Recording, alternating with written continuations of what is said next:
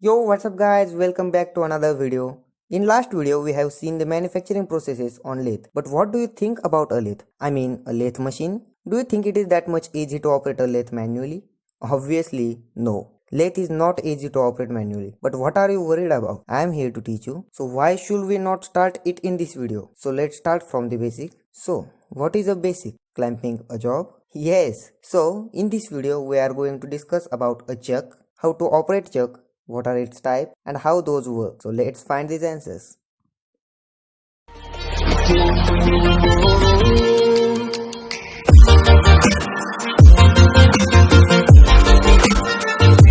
So, chuck is one who holds the job. Basically, the chuck has its own jaws exactly like our fingers, which give to and fro motion and are able to hold the job in its position tightly. And then the chuck rotates about its own axis. That's it. The most commonly known type of chuck is a true chuck, also known as three-jaw chuck. And as its name says, it has three jaws and those having relative motion to each other. This chuck has provided with three pinions, where the chuck key is fitted and rotated to tight the job or to loose the job. Here, the fact is, when we rotate a single pinion, all the three jaws move at the same time. And remember, there are two types of jaws also, one which holds from outer diameter and one which holds from inner diameter. But how to change jaws? Just rotate pinion anti-clockwise and remove jaws with sequence 3, 2, 1. Then get your other type of jaw and insert them with sequence 1, 2, 3. And voila, your path is now clear. This chuck is also available in 4 jaws. It just has one additional jaw and not anything else.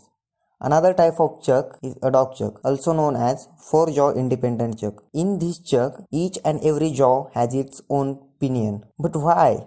It's all because of its special powers. This chuck can be used for holding square, rectangle, hexagonal and amoeba shaped jaw because its every jaw can move independently and is not related with other jaws. This chuck has only one type of jaw and can be used in inverted manner also.